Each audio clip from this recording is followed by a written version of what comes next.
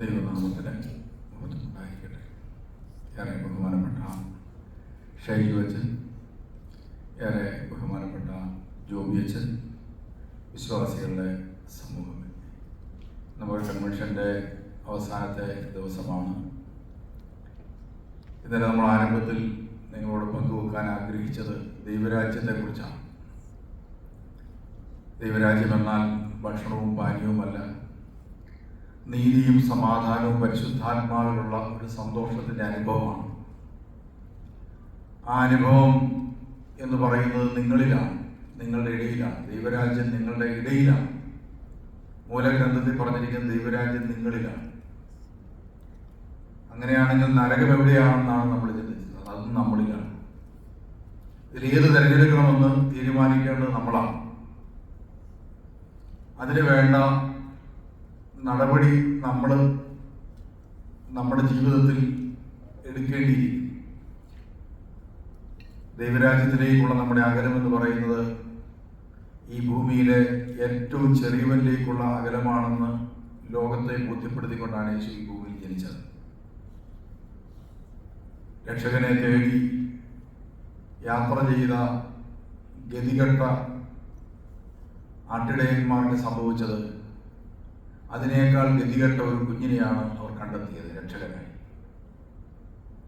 അവസാനം അവർക്ക് മനസ്സിലായി രക്ഷ എന്താണ്. തങ്ങളെക്കാൾ ചെറിയവരിലേക്ക് മാത്രമെന്ന് നോക്കുക. അപ്പോൾ തങ്ങൾ എന്തൊക്കെയോ ഉള്ളവരായി, തങ്ങൾ സമ്പന്നരായി മനസ്സിലാകും. ആട്ടിടയന്മാർ എന്നും ദരിദ്രരായിരുന്നു. ആ കുഞ്ഞിൻ്റെ മുമ്പിൽ അവർ വളരെ സമ്പന്നരായി അവർക്ക് തോന്നി. അവരവരുടെ കയ്യിലുണ്ടായിരുന്നതൊക്കെ ആ കുഞ്ഞിന് സമ്മാനം കൊടുത്തു. അവനെ താന്ന് വണങ്ങി ആരാധിച്ച് സന്തോഷത്തോടെ അവർ തിരിച്ചു. ഉടുപ്പില്ലാത്ത, വീടില്ലാത്ത, എന്നും സങ്കടപ്പെട്ട് കഴിഞ്ഞിരുന്ന ആട്ടിടയന്മാർക്ക് എത്ര പെട്ടെന്നാണ് സന്തോഷമുണ്ടായത്. ആ സന്തോഷം തങ്ങളെക്കാൾ ദരിദ്രനായ ഇവരെ കണ്ടപ്പോഴാണ്. നമുക്കൊക്കെ സന്തോഷം ഉണ്ടാകുന്നത് ഇങ്ങനെയാണ്. നമുക്ക് നമ്മുടെ കൊച്ചിന് 90% മാർക്കേ കിട്ടിയുള്ളൂ. നമ്മൾ വളരെ സങ്കടത്തിലാണ്. 10 പോയില്ലേ. അപ്പോഴാണ് അറിഞ്ഞത് സൂസിയുടെ മകൾ തോറ്റുപോയി. വളരെ സന്തോഷമായി. അതുകൊണ്ട് നമ്മളെപ്പോഴും വെള്ളിലേക്കാണ് നോക്കുന്നത്. യാത്ര ചെയ്ത് നമ്മളെപ്പോഴും നമ്മളെക്കാൾ ഉന്നതരെ നോക്കുന്നത് കൊണ്ടാണ് നമ്മൾ ഈ ദുഃഖം മാറാത്തത്. അതുകൊണ്ട് നമ്മളെപ്പോഴും നമ്മളെക്കാൾ കുറവുള്ളവരെയും ദരിദ്രരെയും ഒക്കെ കാണുകയും നമ്മുടെ വഴി മുകളിലേക്ക് എന്നതിന് പകരം താഴേക്കാകട്ടെ, ദരിദ്രരിലേക്കാകട്ടെ. ഇതാണ് നമ്മൾ ഇന്നലെ പങ്കുവച്ചത്. അപ്പൊ ദൈവരാജ്യത്തിലേക്കുള്ള പ്രവേശനം ഇനി എങ്ങനെയാണ് സാധ്യമാകുക എന്നുള്ളതാണ് നമ്മൾ ഇന്ന് ചിന്തിക്കുക. ഇന്ന് അതിൻ്റെ വേദഭാഗമാണ് വായിച്ചത്. യേശു തന്നെ ഒരു പ്രസംഗം നടത്തുക. ദൈവരാജ്യം സമീപിച്ചിരിക്കുന്നു. എങ്ങനെയാണ് ഇതിൽ പ്രവേശിക്കുക?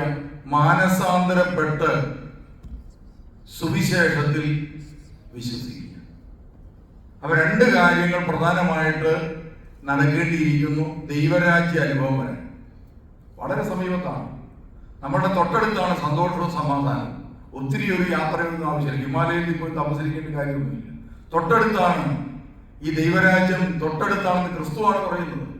വേറെ ആരെങ്കിലും ഓഫർ ചെയ്താൽ നമുക്ക് വിശ്വസിക്കാതിരിക്കാമായിരുന്നു. ക്രിസ്തു പറയാണ് ദൈവരാജ്യം വളരെ സമീപിച്ചിരിക്കുന്നു. 2 കാര്യങ്ങൾ നിങ്ങൾ ചെയ്താൽ മതി. 1, മാനസാന്തരപ്പെടണം. 2, വിശ്വസിക്കണം. നമ്മളൊക്കെ വിശ്വാസികളാണെന്ന് പറയാറുണ്ടെങ്കിലും വിശ്വാസത്തിന്റെ ആഴം അളന്നു നോക്കുമ്പോൾ നമുക്ക് മനസ്സിലാകും, കാര്യമായി നമുക്ക് വിശ്വാസമുണ്ട്, പക്ഷെ ക്രിസ്തുവിലല്ല. മറ്റു പലതിലും നമുക്ക് വിശ്വാസമുണ്ട്. മറ്റു പലതിലും നമ്മൾ വിശ്വസിച്ചാണ് കഴിയുന്നത്. പക്ഷേ ആ വിശ്വാസം നമുക്ക് ക്രിസ്തുവിലുണ്ടോ എന്ന് നമ്മൾ ടെസ്റ്റ് ചെയ്ത് നോക്കേണ്ടതുണ്ട്. വിശ്വാസത്തെ കുറിച്ച് പ്രസംഗിക്കാൻ ഈ ഒരു ദിവസം കൂടെ വേണം. അതുകൊണ്ട് വിശ്വാസത്തിന്റെ കാര്യം, വിശ്വാസം ഉണ്ടെങ്കിൽ മാത്രമേ, വിശ്വാസം ഉണ്ടാകണമെങ്കിൽ മാനസാന്തരപ്പെടണം. മാനസാന്തരപ്പെടാത്ത ഒരാൾക്കും യഥാർത്ഥ വിശ്വാസം ക്രിസ്തുവിൽ ഉണ്ടാവില്ല. അപ്പൊ നമ്മുടെ ക്രൈസ്തവ സഭകളിൽ വിശ്വാസം ചോർന്ന് പോകുന്നതിന്റെ കാരണം എന്താണെന്ന് ഞങ്ങൾ ഗവേഷണം നടത്തിക്കൊണ്ടിരിക്കുകയാണ്. പിതാക്കന്മാർ കൂടിയിരിക്കുമ്പോൾ മിനറൽ വാട്ടറും കുടിച്ച് ഞങ്ങൾ വട്ടത്തിലിരുന്ന് ചിന്തിച്ചുകൊണ്ടിരിക്കുകയാണ്, എന്താണ് ഈ ആളുകളുടെ വിശ്വാസം മുഴുവൻ ചോർന്ന് പോവുകയാണ്. പക്ഷേ കാരണം എന്താണെന്ന് കണ്ടുപിടിക്കാൻ പറ്റുന്നില്ല. ഒറ്റ കാരണമേ ഉള്ളൂ. എന്താണ്? മാനസാന്തരം അതുകൊണ്ട് മാനസാന്തരം എന്ന് പറഞ്ഞാൽ എന്താണെന്ന് നമ്മൾ അറിഞ്ഞിരിക്കണം. നമ്മുടെ ബഹുമാനപ്പെട്ട ഷൈജു അച്ഛൻ്റെ പഠനത്തിൽ ഒരു പ്രബന്ധം ട്രാൻസ്ജെൻഡേഴ്സിനെ കുറിച്ചാണ്. ഞാൻ അച്ഛനെ പരിചയപ്പെട്ടപ്പോൾ ഷാജി എന്നോട് പറഞ്ഞു, അച്ഛൻ ട്രാൻസ്ജെൻഡേഴ്സിനെ കുറിച്ചാണ് ഒരു തീസിസ് എഴുതി അവരുടെ ഇടയിൽ പ്രവർത്തിച്ചിട്ടുണ്ട്. കുറെ നാളുകൾക്ക് മുമ്പ് 24 ചാനലില് ഒരു ചർച്ച ഉണ്ടായി. ഈ ചർച്ച എന്നെ വളരെ നന്നായിട്ട് ആകർഷിച്ചു. ചർച്ചയിലെ വിഷയം അത്ര വലിയ നല്ല വിഷയമൊന്നുമായിരുന്നില്ല. അതിൽ രണ്ട് വ്യക്തികളെ അവിടെ ആ ചാനൽ പരിചയപ്പെടുത്തുകയായിരുന്നു. അതിലൊരാളുടെ പേര് സൂര്യ, മറ്റൊരാളുടെ പേര് ഇഷാൻ എന്നാണ്. ഇഷാൻ. അങ്ങനെ രണ്ട് വ്യക്തികളെ പരിചയപ്പെടുത്തിയിരിക്കുകയാണ്. അതിൽ നിങ്ങൾ ഇവരെ കുറിച്ച് നിങ്ങൾക്ക് അറിയാം. ആരാണ് ഇവർ രണ്ടുപേരും? ട്രാൻസ്ജെൻഡേഴ്സ് ആണ്. ഇവര് ഭാരതത്തിൽ ആദ്യമായിട്ട് ട്രാൻസ്ജെൻഡേഴ്സ് എന്ന നിലയിൽ അതിലൊരാള് ഇവർ രണ്ടുപേരും കൂടെ തമ്മിൽ കല്യാണം കഴിച്ചു. അതുമായി ബന്ധപ്പെട്ടായിരുന്നു ഈ ചർച്ച. അപ്പൊ എന്നെ സംബന്ധിച്ചിടത്തോളം ട്രാൻസ്ജെൻഡേഴ്സ് എന്ന് പറഞ്ഞ് ഞാൻ മനസ്സിലാക്കിയിരുന്നത് വളരെ വ്യത്യസ്തമായ ഒരു ചിന്തയായിരുന്നു.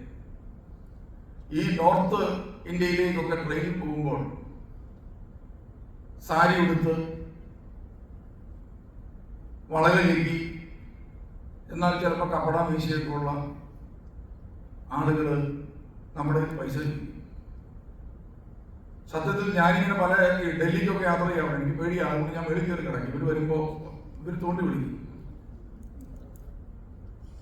ഇവരുടെ തോണ്ടലിൽ തന്നെ ഒരു അസ്വസ്ഥതയാണ്. എന്നാലും എന്തെങ്കിലുമൊക്കെ പണം കൊടുത്ത് നമ്മളവരെ ഒഴിവാക്കി. അപ്പൊ ഞാൻ മനസ്സിലാക്കിയിരുന്ന ഒരു ട്രാൻസ്ജെൻഡർ എന്ന് പറയുന്നത് അവരുടെ ശരീരത്തിന്റെ കുറെ ഭാഗങ്ങൾ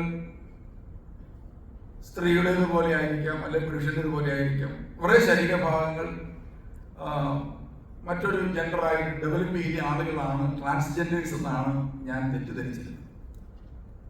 എന്നാൽ ഈ ചർച്ചയിലാണ് എനിക്കൊരു കാര്യം മനസ്സിലായത്. ഈ സൂര്യയും ഇഷാനും തങ്ങളെ തന്നെ പരിചയപ്പെടുത്തിയപ്പോൾ അവർ പറയുകയായിരുന്നു, ഈ ഇഷാൻ പറഞ്ഞു, ഞാൻ ചെറുപ്പം മുതൽ എൻ്റെ മനസ്സ് ഒരു ആൺകുട്ടിയുടെ മനസ്സായി. എന്നെ അമ്മ ഈ ടെക്സ്റ്റൈൽ ഷോപ്പിൽ കൊണ്ടുപോയിട്ട് പെൺകുട്ടിയുടെ വസ്ത്രം മേടിച്ച് നൽകുമ്പോൾ ഞാൻ മാറി നിന്ന് കരയാറുണ്ട്. കാരണം ആ വസ്ത്രം എൻ്റെ ഈ ശരീരത്തിന് ചേർന്ന വസ്ത്രമാണ് നൽകുന്നതെങ്കിലും എൻ്റെ മനസ്സ് ഇതൊരിക്കലും സ്വീകരിക്കാറില്ല. ഞാൻ ചെറുപ്പത്തിൽ തിരിച്ചറിഞ്ഞു, എൻ്റെ മനസ്സൊരു ആൺകുട്ടിയുടെ മനസ്സാണ്. പക്ഷെ എൻ്റെ ശരീരം പറഞ്ഞതാണ് പെൺകുട്ടിയുടെ. അപ്പോൾ ഒരു പെൺ ശരീരത്തിൽ തറച്ചിടപ്പെട്ട ഒരാൺ മനസ്സ്, അതാണ് ഇഷാൻ. അതുപോലെ സൂര്യ എന്ന് പറയുന്ന വ്യക്തിയുടെ പ്രത്യേകത, അത് ആൺകുട്ടിയാണ് ശരീരം, പക്ഷേ മനസ്സിരിക്കുന്നത് പെണ്ണിന്റെ മനസ്സാണ്. ഇപ്പൊ പലരും ചോദിക്കാൻ തുടങ്ങി, സ്കൂളിൽ പഠിക്കുമ്പോൾ ആൺകുട്ടികളുടെ കൂടെയാണ് പഠിക്കുന്നത്, ആൺകുട്ടികൾ മാത്രം പഠിക്കുന്ന സ്കൂളിലാണ് പഠിക്കുന്നത്. അതിൻ്റെ ഉള്ളിൽ ഒരു പെൺമനസ്സുള്ള ഒരാൺകുട്ടി, അതും വല്ലാതെ വീർപ്പുമുട്ടിക്കൊണ്ടിരിക്കുകയാണ്. മനസ്സ് പെണ്ണാണ്. അവരൊരു തീരുമാനമെടുത്തു. രണ്ടുപേരും അവർ തമ്മിൽ കണ്ടുമുട്ടി ഒരു തീരുമാനമെടുത്തു. എന്താണ്? ഇഷാൻ എന്ന് പറയുന്ന ഈ പെൺകുട്ടി തൻ്റെ ശരീരം ഓപ്പറേഷൻ ചെയ്ത് ഒരാണായി മാറി. ഇപ്പം മീശയൊക്കെ ഉണ്ട്, ഹോർമോൺ ഒക്കെ മാറിയിട്ടുണ്ടാകും, അതിൻ്റെയൊക്കെ എന്തൊക്കെയോ ഓപ്പറേഷൻ. ഞാൻ ഓപ്പറേഷനെ കുറിച്ച് കാര്യമായിട്ട് പഠിച്ചിട്ടില്ല. അതുകൊണ്ട് ഈ റെക്കോർഡൊക്കെ ചെയ്ത് പോകുന്നതായതുകൊണ്ട് അതിനകത്ത് തെറ്റ് വരാൻ സാധ്യതയുണ്ട്. അതുകൊണ്ട് ആ കാര്യങ്ങൾ, ശാസ്ത്രീയ കാര്യങ്ങൾ ഇനി അച്ഛനോട് ചോദിച്ച് മനസ്സിലാക്കാൻ. ഞാൻ പോയി കഴിഞ്ഞ്, ഞാൻ ഉള്ളപ്പോൾ ചോദിക്കരുത്, ഞാൻ നാളെ രാവിലെ പോയി കഴിഞ്ഞ് അച്ഛനെ നിങ്ങളുടെ അടുത്തേക്ക് ഇട്ട് തരും. അപ്പോൾ നിങ്ങളത് ചോദിച്ച് മനസ്സിലാക്കിക്കൂടെ എന്താണ്. എന്തായാലും ഇത് ഓപ്പറേഷൻ ചെയ്ത് ആള് ഒരു ആൺകുട്ടിയായി മാറി. ഈ സൂര്യ എന്ന് പറയുന്ന ആള് ഓപ്പറേഷനൊക്കെ നടത്തി ഒരു പെണ്ണായി മാറി. ഇത് ശരിയാണോ തെറ്റാണോ എന്നൊന്നും എനിക്കറിയില്ല. എന്തായാലും എനിക്കൊരു കാര്യം മനസ്സിലായി, ഒരാൾ എന്താണ് ആരാണെന്ന് പറയുന്നത് അയാളുടെ മനസ്സാണ്.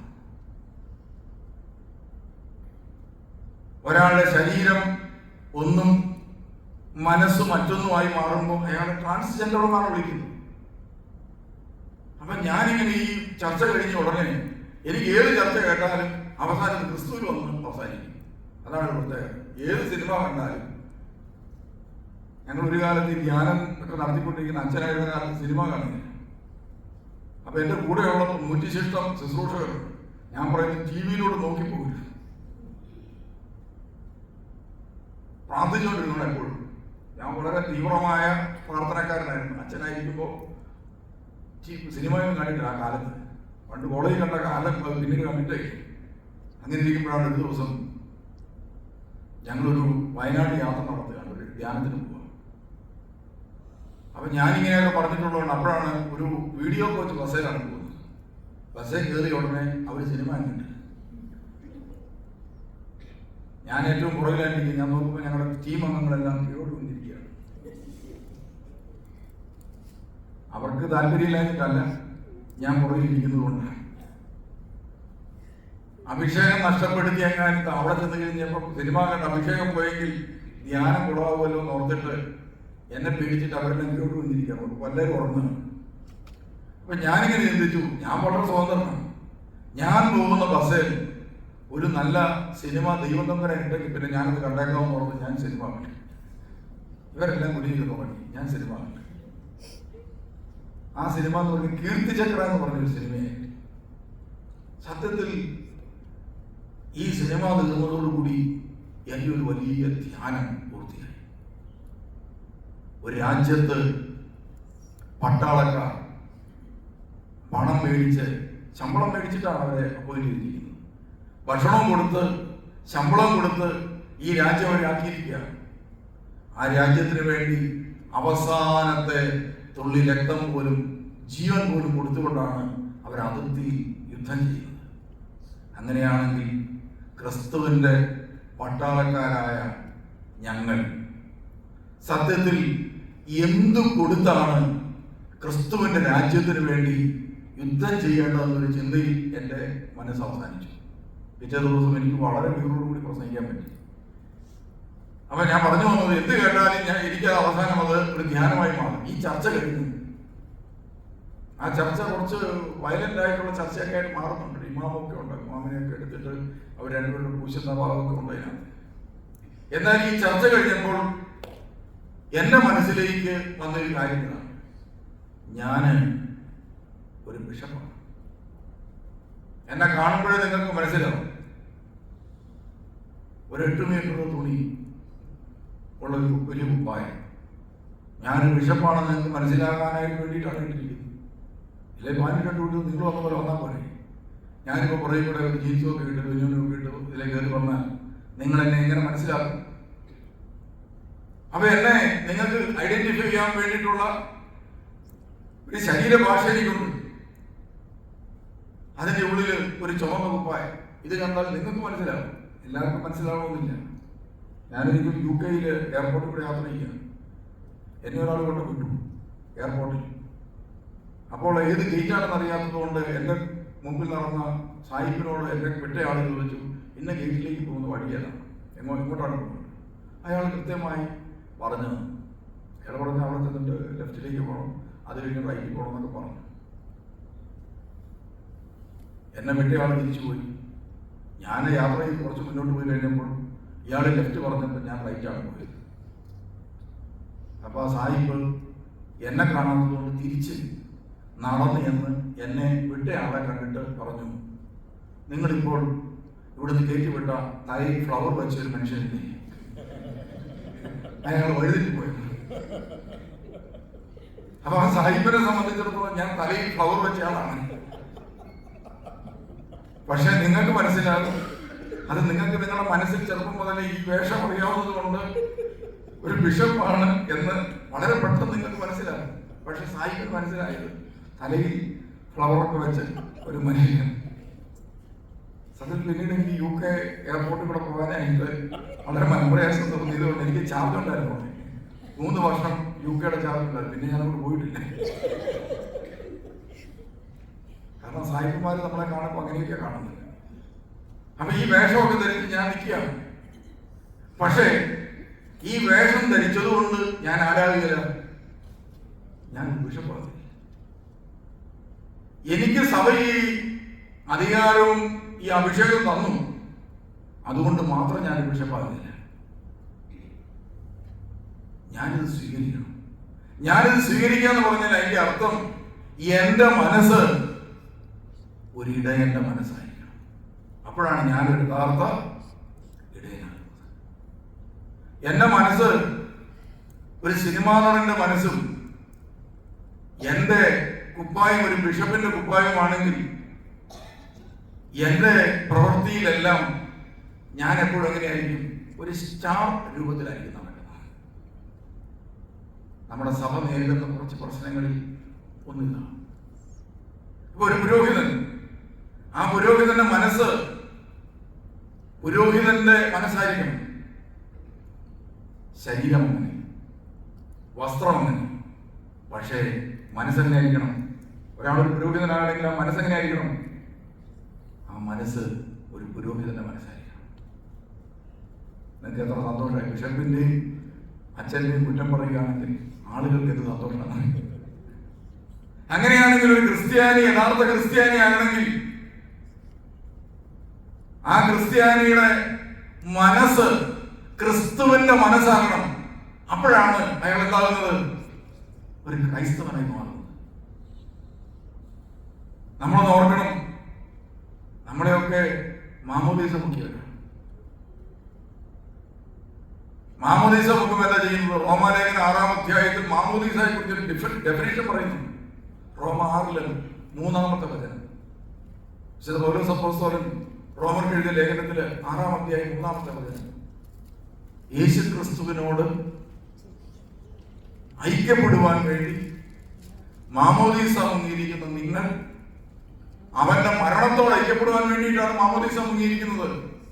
ഇങ്ങനെയുള്ള ഈ മരണത്താൽ നിങ്ങൾ അവനോട് കൂടെ കുഴിച്ചിടപ്പെട്ടിരിക്കുന്നു. അതാണ് നമ്മുടെ ബൈബിൾ സൊസൈറ്റിയുടെ ബൈബിൾ എഴുതിയിരിക്കുന്നത് കുഴിച്ചിടപ്പെട്ടിരിക്കുന്നു. ചില ബൈബിൾ രേഖപ്പെടുത്തിയിരിക്കുന്ന സംസ്കരിക്കപ്പെട്ടിരിക്കുന്നു. അപ്പൊ മാമോദീസ എന്ന് പറയുന്നത് എന്താണ്? നമ്മുടെ ശവസംസ്കാരം. നിങ്ങളുടെ കൊച്ചിനെ മാമോദീസ മുക്കുക എന്ന് പറഞ്ഞു കഴിഞ്ഞാൽ നിങ്ങളുടെ കൊച്ചിനെ ഇതാ ശവസംസ്കാരം ചെയ്യുകയാണ്. മാമോദീസ തൊട്ടി എന്ന് പറഞ്ഞാൽ യേശു ക്രിസ്തുവിന്റെ ഖബറിൽ സംസ്കാരം ചെയ്യുന്നതിന് തുല്യമാണ്. എല്ലാ മാമോദീസയുടെ അർത്ഥം അതാണ്. എല്ലാ ചർച്ചിന്റെയും മാമോദീസയുടെ അർത്ഥം ഇതാണ്: ക്രിസ്തുവിനോട് കൂടെ അവൻ സംസ്കരിക്കപ്പെടുക. അത് കഴിഞ്ഞാൽ പിന്നെ ഈ മാമോദീസ തൊട്ടിയിൽ നിന്ന് മാമോദീസ മുക്കി ഇവനെ തിരിച്ചെടുക്കുക എന്ന് പറഞ്ഞതിന്റെ അർത്ഥം എന്താ പറയും? ഇവൻ അവിടെ സംസ്കരിക്കപ്പെട്ടു. സംസ്കരിക്കപ്പെട്ടിട്ട് ആരാ പുറത്തു വരുന്നത്? പിന്നെ ദൈവത്തിന്റെ കുഞ്ഞ്, യേശു കുഞ്ഞ്, പുത്രസ്വീകാരത്തിന്റെ ആത്മാവിനെ സ്വീകരിച്ചുകൊണ്ട് ഈ കുഞ്ഞ് പുറത്തു വരികയാണ്. യേശു കുഞ്ഞ്. ആ യേശു കുഞ്ഞാണ് ഇപ്പൊ ഈ പരുവത്തിലിരിക്കുന്നത്. അപ്പൊ പ്രിയമുള്ളവരെ, നമ്മൾ ഈ മാമോദീസ തൊട്ടിയിൽ പുറത്തു വന്നു കഴിഞ്ഞാൽ പിന്നെ ഞാനല്ല, ഓരോ സപ്പോസലും പറഞ്ഞു, പിന്നെ ആരാ ജീവിക്കുന്നത്? എന്നിൽ ക്രിസ്തു ജീവിക്കുന്നു. ക്രിസ്തുവിനെ ജീവിക്കാൻ വേണ്ടി ഞാൻ കൊടുത്ത എന്റെ ക്രിസ്തുവിന് അവസരം കൊടുത്തിരിക്കുകയാണ് ഞാൻ. എന്താണ് എന്റെ ജീവിതം? അതാണ് ക്രൈസ്തവ ജീവിതം. ക്രിസ്തുവിനെ ജീവിക്കാൻ വേണ്ടി മരിക്കാൻ തീരുമാനമെടുത്തൊരു മനുഷ്യൻ, അതാണ് ക്രൈസ്തവൻ. അങ്ങനെയാണെങ്കിൽ നമ്മൾ ആലോചിച്ച് ചോദിക്കുക, നമ്മുടെ ഒരു ശവസംസ്കാര ശുശ്രൂഷയെ കുറിച്ച് മാത്രം നമ്മൾ ചിന്തിച്ച് ചോദിക്കുക. ഒരു മനുഷ്യൻ മരിച്ചു, അയാളുടെ ബോഡിയുമായിട്ട് നമ്മൾ പള്ളി വന്നു, ശുശ്രൂഷയൊക്കെ കഴിഞ്ഞ ശേഷം ശവക്കോട്ടയിൽ കൊണ്ടുപോയി അടക്കി. ശവക്കോട്ടയുടെ പകുതി പുറത്തുമായി പോയി, പകുതി അകത്തുമായി. അകത്താണേലും പുറത്താണേലും സംഗതി ചീഞ്ഞു നാറുമെന്നുള്ള ഉറപ്പാണ്. നാറ്റ കേസായി. പക്ഷേ പുറത്തു വെച്ചാണ് ഇത് സംഭവിക്കുന്നതെങ്കിൽ, പകുതി പുറത്ത് പകലകത്ത് പോയി, പുറത്തു വെച്ചാണ് സംഭവിക്കുന്നതെങ്കിൽ എന്ത് സംഭവിക്കും?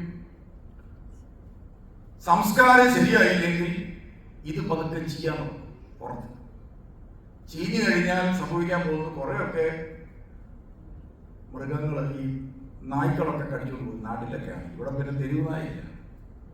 നാട്ടിലാണെങ്കിൽ ഇതിന്റെ ഓരോ പീസായിട്ട് ഓരോരുത്തർ പോകും. അത് വലിച്ചുകൊണ്ട് ഓരോ സ്ഥലങ്ങളിലേക്ക് പോകും. അപ്പൊ വല്ല ട്രെയിൻ കിട്ടുകയാണെങ്കിൽ അതൊക്കെ കുറെ പേര് ഒരെണ്ണം മദ്രാസിനാണ് പോകുന്നതെങ്കിൽ ഇത് മുഴുവൻ മദ്രാസിൽ ചെല്ലി നാട്ടിലാണ്. അപ്പോഴാണ് ഒരു ഫ്ലൈറ്റിന്റെ മേളിൽ അവർക്ക് കയറിയത് ഒരു നായ ഓടുകയെന്ന് വിചാരിച്ചു. ഈ നാറ്റ് അവിടെ വരും. US വരെ വേണം എത്താം. ലോകത്തിന് ഏത് ഭാഗത്തേക്ക് പോകാം. അതോടൊപ്പം ആ പ്രദേശം മുഴുവനും എന്തോ വല്ലാത്തൊരു മണം കൊണ്ട് പറയും. എന്തുകൊണ്ടാണ് ഇങ്ങനെ സംഭവിച്ചത്? സംസ്കാരം പൂർണ്ണമല്ല. ഇന്ന് ക്രൈസ്തവ സഭാ സമൂഹത്തിൽ നിന്ന് ചില പൊട്ടലും ചീറ്റലും അതുപോലെ പലതുമൊക്കെ കേൾക്കാനിടയായി തീരുന്നത് എന്തുകൊണ്ടാണെന്നറിയും? നമ്മുടെ സംസ്കാരം പൂർണ്ണമായിട്ടില്ല. നമ്മളെല്ലാം കൈക്രിയകളെല്ലാം ചെയ്തിട്ടുണ്ട്, അതിനകത്തൊരു കുറവും വരുത്തിയിട്ടില്ല. ഞങ്ങളൊന്നും കുറച്ചിട്ടില്ല. പക്ഷേ നമുക്കറിയാം, ഇപ്പോൾ ഇവിടെ ഇലക്ട്രിസിറ്റി ഉണ്ട്. ഇലക്ട്രിസിറ്റി ഇപ്പോൾ ഇവിടെ ഒരു ലൈറ്റ് കത്തിക്കൊണ്ടിരിക്കുകയാണ്. ഈ ലൈറ്റ് കത്തണമെങ്കിൽ ഒരു ലൈറ്റ് മേടിച്ച് വെച്ചാൽ പോലെ അതിന് മുമ്പേ വയറെല്ലാം ഇട്ട് ഇലക്ട്രിസിറ്റി എവിടെ നിന്നാണോ വരുന്നത് അതുമായിട്ടുള്ള ഒരു കണക്ഷൻ കൃത്യമായി കൊടുത്താൽ മാത്രമേ സ്വിച്ച് ഇടുമ്പോൾ ലൈറ്റ് കത്തും. ഒരു സ്വിച്ചും ഒരു ലൈറ്റും ഉണ്ട് എന്ന് വിചാരിച്ചുകൊണ്ട് ഇത് കത്തുന്നില്ല. ഇതുപോലെ തന്നെ ഈ കൂദാശകളെ കുറിച്ച് നമ്മൾ പറയുന്ന വാക്ക് എന്താണെന്നറിയും? അപ്രത്യക്ഷമായ നന്മയുടെ പ്രത്യക്ഷമായ അടയാളങ്ങളാണ്. അപ്പൊ ഈ പുരോഹിതന്മാരെല്ലാം ചെയ്യുന്ന എന്താണ്? പ്രത്യക്ഷ അടയാളങ്ങൾ ഞങ്ങൾ ചെയ്യുന്നുണ്ട്. അപ്പൊ പുറയിൽ ഒരാളിൽ കൊണ്ട് അപ്രത്യക്ഷമായ ഒരു നന്മ ചെയ്യുന്നുണ്ട്. അതാണ് യേശു. അപ്രത്യക്ഷ നന്മ എന്ന് പറയുന്നത് യേശുവാണ്. അപ്പോൾ ഞാനിങ്ങനെ ബ്ലസ് ചെയ്യുമ്പോൾ യേശു ഒരു ബ്ലെസ്സിങ് അവിടെ നടത്തണം. അപ്പോൾ അതൊക്കെ അത് നടക്കും എന്നതിന്റെ സൈനാണ് സഭ നൽകിയിരിക്കുന്ന ഒരു പുരോഹിതന്റെ മേലെ ഒരു സൈൻ ഇട്ടിരിക്കുകയാണ്. ഇവൻ ഇനി മുതൽ കൈവെക്കുമ്പോൾ അവിടെ ക്രിസ്തു പ്രവർത്തിക്കും. ഈ പുരോഹിതൻ ഒരപ്പം എടുത്ത് വാഴ്ത്തുമ്പോൾ ആ ശരീരം ക്രിസ്തുവിന്റെ ശരീരമായി രൂപാന്തരപ്പെടും. ഒരു ഭാര്യയും ഒരു പെൺകുട്ടിയെയും ആൺകുട്ടിയെയും ഒന്നിച്ചു നിർത്തി ഒരു പുരോഹിതൻ ആശീർവദിച്ചു കഴിയുമ്പോൾ ഇതാ സ്വർഗം അവരെ ഒരു കുടുംബമായി ഏദൻ തോട്ടത്തിൽ എന്നതുപോലെ സംയോജിപ്പിക്കും. ഇത് വിശ്വസിക്കുന്ന വ്യക്തികളാണ് നമ്മൾ അപ്പോസ്തലിക സഭയിലെ അംഗങ്ങൾ. ഒരിക്കൽ ഞാനിങ്ങനെ ഓർത്തു, ചേട്ടാ നമ്മള് അപ്പോൾ എടുത്ത് വാഴ്ത്തിയിട്ട് പടിഞ്ഞാട്ട് തിരിച്ചു കൊണ്ടിരുമ്പോൾ ആളുകളൊക്കെ വളരെ ഭക്തിയോടെ കൈകൂപ്പിരിക്കുന്നു. അവരുടെ എല്ലാ വിശ്വാസങ്ങളും യേശു ക്രിസ്തുവിന്റെ ശരീരമാണ്. ആരും ഇന്നവരെ സംശയം പറഞ്ഞിട്ടില്ല. ഒരു പുരോഹിതനെ പട്ടം കൊടുത്തിട്ട് ഇറക്കി വിട്ടു കഴിഞ്ഞാൽ ആ ചെറുപ്പക്കാരനെ പിന്നീട് ഒരു അച്ചായ എന്നാണ് അപ്പൻ പോലും വിളിക്കുന്നത്. അപ്പന് പോലും മനസ്സിലായി ഇത് വേറൊരു അപ്പനായി മാറിയിരിക്കുകയാണ്. അപ്പൊ ഞാൻ ഓർത്ത്, അങ്ങനെയാണെങ്കിൽ ഈ കൂദാശകളൊക്കെ ഇങ്ങനെ നിറവേറുമെങ്കിൽ രോഗികൾക്ക് വേണ്ടി ഒരു കൂദാശയുണ്ടെന്ന് മർത്തോമാ സഭയിലുള്ള രോഗികളുടെ തൈലാഭിഷേകം കൂദാശ. അങ്ങനെയാണെങ്കിൽ ഒരു പുരോഹിതൻ രോഗികളുടെ മേൽ പ്രാർത്ഥിച്ചാൽ രോഗിക്ക് എന്ത് സംഭവിക്കേണ്ടതാണ്? രോഗം മാറേണ്ടതാണ്. എനിക്ക് വലിയ ആഗ്രഹമായി. അങ്ങനെയാണെങ്കിൽ ഏതെങ്കിലും ഒരു രോഗിക്ക് ഒരു തൈലാഭിഷേക ശുശ്രൂഷ കൊടുക്കണം. ഞാൻ അച്ഛനായി ഒരൊറ്റ മനുഷ്യൻ കൊടുക്കാൻ സമ്മതിക്കുകയില്ല. കാരണം എന്താണെന്ന് ചോദിച്ചാൽ ഇതിന് വിളിക്കുന്ന പേര് അന്ത്യകൂദാശമാണ്. ഇത് കൊടുത്താൽ ഞങ്ങളുടെ സഭയിലെ കാര്യമുണ്ട്. ഇത് കൊടുത്താൽ അധികം താമസിച്ചാൽ ആൾ തട്ടിപ്പോകുമെന്നുള്ളതാണ് ആളുകൾ പൊതുവെ ധരിച്ചു വെച്ചിരിക്കുന്നത്. അപ്പോഴാണ് കുമരകത്തുനിന്ന് ഞങ്ങളുടെ കുടുംബത്തിൽ ഒരു കോൾ എന്നെ വിളിച്ചിട്ട് പറഞ്ഞു, നമ്മുടെ ഒരു അപ്പച്ചൻ മേലാതെ കിടക്കാണ്, കുടുംബത്തിലെ അച്ഛനല്ലേ, പട്ടമൊക്കെ ഇരിക്കുകയല്ലേ, ഒന്ന് വന്ന് കാണും. അപ്പൊ ഞാൻ പറഞ്ഞു, എന്നാൽ പിന്നെ ആ കൂട്ടത്തിൽ തൈലാഭിഷേകം കൂടെ കൊടുത്താൽ അത് വേണ്ട. അപ്പൊ ഞാൻ കേട്ടാ അല്ല, അപ്പച്ചൻ പേടിച്ചു പോകും. അപ്പൊ എനിക്ക് ഈ തൈലാഭിഷേകം എന്ന് പറയുന്ന കൂദാശ ചെയ്യാൻ ഒരു ചാൻസ് കിട്ടുന്നില്ല. ഞാനൊരു ദിവസം ഞങ്ങളുടെ അമ്മയോട് ചോദിച്ചു, അമ്മയ്ക്ക് എൻ്റെ മേലാഴിയൊക്കെ ഇല്ല, പ്രഷറിട്ട് കൊടുക്കും, തൈലാഭിഷേകം നടത്തിയാൽ ഞാൻ അച്ഛനാണ് പോലും ഓടാൻ ഞാൻ അച്ഛനായ കാര്യം പോലും അമ്മ മറന്നു. അപ്പൊ ഞാൻ എന്റെ മനസ്സിൽ ഇങ്ങനെ കൂടുതലിട്ട് നിൽക്കുകയാണ്. ഒരു അപ്പം എടുത്ത് വാഴ്ത്തിയപ്പോൾ യേശുവിന്റെ ശരീരമായി സ്വീകരിച്ചു. ആരും ഇവരെ സംശയം പറഞ്ഞിട്ടില്ല. കല്യാണം കഴിപ്പിച്ചു വിട്ടു. അവർ ഭാര്യ ഭർത്താക്കന്മാരെ ജീവിക്കും. മെത്രാനായ ശേഷം പട്ടം കൊടുത്തപ്പോൾ ഞാൻ അച്ഛനാന്ന് പറഞ്ഞിട്ട് ഉള്ളിൽ പോകുന്നുണ്ട്. എനിക്ക് കിട്ടിയായിരുന്നു. ശരിക്കും ഞാൻ അച്ഛനായോ എന്ന് ആരും ഇതുവരെ ചോദിച്ചിട്ടില്ല. അവരൊരു പോക്കൊക്കെ പോവാണ്. അങ്ങനെയാണെങ്കിൽ ഒരു രോഗിയുടെ മേൽ ഈ കൂദാശ നടത്തിയാൽ ആ രോഗി എങ്ങനെ പോകേണ്ടതാണ്? സൗഖ്യം പ്രാപിച്ചു പോകണം. ഇതെന്നെ മനസ്സിൽ ഇങ്ങനെ കെട്ടിക്കിടക്കുമ്പോഴാണ്, ചിന്തകളൊക്കെ ഇങ്ങനെ ഇഷ്ടംപോലെ കെട്ടിക്കിടക്കും. അങ്ങനെ ഇരിക്കുമ്പോഴാണ് എൻ്റെ കൂടെ 2000 മുതൽ, ഞാൻ 2000-ലാണ് അച്ഛനായി, 2000 മുതൽ പാട്ട് പാടിക്കൊണ്ടിരുന്ന ഒരു പെങ്കൊച്ചുണ്ടായി. ഞാൻ അച്ഛനായപ്പോൾ മുതൽ എൻ്റെ കൂടെ പാട്ട് പാടാൻ, ധ്യാനത്തിനൊക്കെ പാട്ട് പാടാനായിട്ട് 2-3 പേരുണ്ട്. അതിലൊരു പെൺകുട്ടിയാണ്. 10 വർഷം പാട്ടൊക്കെ പാടി നടന്നു. അതിനുശേഷം കല്യാണം കഴിച്ച് അത് ഈ സമയത്ത് പഠിപ്പിച്ച് MSW ഒക്കെ പഠിച്ച് ലേണിംഗ് ഡിസബിലിറ്റിയുള്ള കുട്ടികളെയൊക്കെ പരിശീലിപ്പിക്കാനുള്ള കാര്യങ്ങളൊക്കെ പഠിപ്പിച്ച് PG ഒക്കെ എടുത്ത് എല്ലാം മിടുക്കിയായി കഴിഞ്ഞപ്പോൾ ഇപ്പോൾ കല്യാണം കഴിച്ച് അങ്ങ് പോയി. പിന്നെ ഈ കല്യാണമൊക്കെ കഴിച്ച് കുടുംബമായി കഴിഞ്ഞപ്പോഴത്തേനും പിന്നെ ശുശ്രൂഷയ്ക്കൊന്നും വരാൻ അധികം സമയം കിട്ടിയില്ല. അങ്ങനെ എനിക്ക് 3 കുട്ടികളായി. 3 കുട്ടികളായി കഴിഞ്ഞപ്പോൾ ഒരു ദിവസം കോള് വന്നു.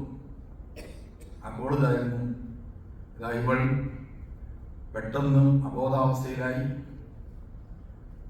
കാരിത്താസ് ഹോസ്പിറ്റലിൽ കിടപ്പുണ്ട്, ബ്രെയിൻ ഹെമറേജ് ആണ്, സീരിയസ് ആണ്. 38 വയസ്സ്, 3 കുട്ടികൾ. ഞാൻ കാരിത്താസ് ഹോസ്പിറ്റലിൽ ചെന്ന് കയറുമ്പോൾ എന്നോട് ബന്ധുക്കൾ പറഞ്ഞു, സംസാരശേഷി നഷ്ടപ്പെട്ടു, ഒരു സൈഡ് പാരലൈസ്ഡ് ആയിപ്പോയി, മെമ്മറിയിലും കുറവുള്ളതായിട്ടാണ് ഡോക്ടർ പറയുന്നത്. എന്തായാലും ഞാൻ പോയി കണ്ട് പ്രാർത്ഥിച്ചിട്ട് തിരിച്ചു പോകും. അതിനുശേഷം ഡിസ്ചാർജായി. ഒരു മാസം കഴിഞ്ഞപ്പോൾ ഡിസ്ചാർജായി കിട്ടി. ഡോക്ടർമാർ പറഞ്ഞു, ഇനി ഫിസിയോതെറാപ്പി അല്ലാതെ വേറെ കുറച്ച് മെഡിസിൻ ഉണ്ട്, അത് കഴിക്കണം, ഫിസിയോതെറാപ്പി എടുക്കണം.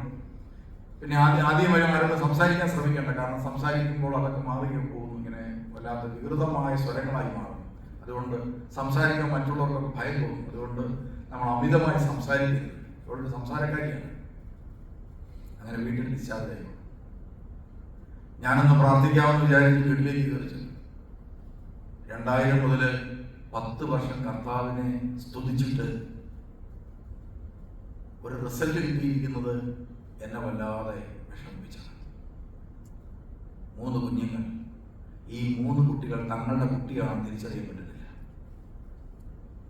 തന്റെ ഭർത്താവാണെന്ന് തിരിച്ചറിയാൻ പറ്റുന്നില്ല. മെമ്മറി പൂർണ്ണമായിട്ട് നഷ്ടപ്പെട്ടിരിക്കുന്നു. വായിക്കാനുള്ള അക്ഷരങ്ങളെല്ലാം പോയിരിക്കുന്നു. പത്രം എടുത്ത് കൊടുത്താൽ എന്നാണെന്ന് അക്ഷരങ്ങൾ നോക്കിയാൽ മനസ്സിലാകുന്നില്ല. ഒരു സൈഡ് പാരലൈസ്ഡായി, കൈ പൊക്കാൻ പറ്റുന്നില്ല.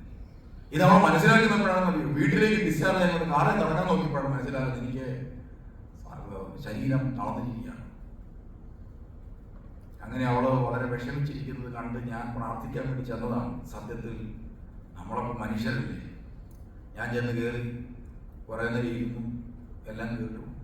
അവൾ എന്നോട് സംസാരിച്ചിങ്ങനെ ഈ എന്നൊക്കെ പറഞ്ഞുകൊണ്ട് ഒരു കൈ കൊണ്ട് അങ്ങേ കാണി സംസാരിച്ചു. ഞാൻ പെട്ടെന്ന് നമുക്ക് പ്രാർത്ഥിക്കാൻ എഴുന്നേറ്റിട്ട് ഒരു വാക്ക് പ്രാർത്ഥിക്കാനാണ്. സ്വർഗസ്ഥനായ പിതാവേ എന്ന പ്രാർത്ഥനയ്ക്ക് വാതുറന്നെങ്കിലും ആ പ്രാർത്ഥന പൂർത്തിയാക്കാൻ സാധിക്കാം. പെട്ടെന്ന് പ്രാർത്ഥന പൂർത്തിയായില്ല, അതിന് മുമ്പേ ഞാൻ പെട്ടെന്ന് ചാടി ഇറങ്ങി വണ്ടിയെ കയറി തിരിച്ചു. ഞാൻ വളരെ ദുഃഖിതനായി. ഈ രോഗം മാത്രമല്ല ദുഃഖിപ്പിച്ചത്, ഒരു ഇത്രയും വർഷക്കാലം ദൈവത്തെ, അതും ധ്യാനത്തിലൊക്കെ പാട്ടുപാടുക എന്ന് പറഞ്ഞാൽ രാവിലെ മുതൽ രാത്രി വരെ പാട്ടുപാടും. ഒരു പാട്ടോ 2 പാട്ടോ അല്ല. എൻ്റെ ഒരാഴ്ചത്തെ ഒരു ധ്യാനം എന്ന് പറയുമ്പോൾ ഒരാഴ്ചയാണ്. തിങ്കളാഴ്ച രാവിലെ തുടങ്ങിയാൽ വെള്ളിയാഴ്ച രാത്രിയിലാണ് അവസാനിക്കുന്നത്. ശനിയാഴ്ച രാവിലെ ആളുകൾ കിടത്തും. അപ്പോൾ ഇത്രയും പേര് 100, 150, 200, 500, 600 പേര് വരെ താമസിച്ചിട്ടുള്ള ധ്യാനങ്ങളുണ്ട്.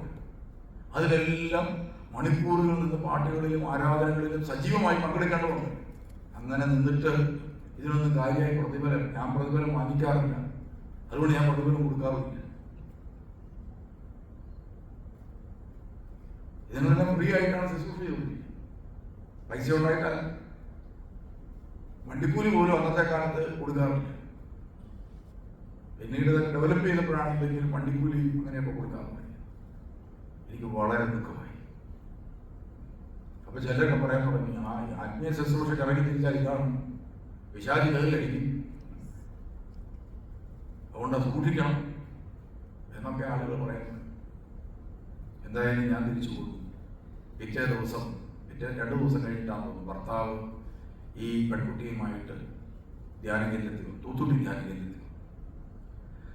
ധ്യാന കേന്ദ്രത്തിൽ വന്നു കഴിഞ്ഞപ്പോൾ ഞാൻ അവളോട് കുറച്ച് നേരം സംസാരിച്ചു. അവൾ എന്നോട് ഇങ്ങനെ കൈകൊണ്ട് പറഞ്ഞു, അച്ഛൻ ഭർത്താവിനോട് പറയണം എന്നപ്പോൾ അങ്ങനെ പറഞ്ഞ് എനിക്ക് മനസ്സിലായതാണ്.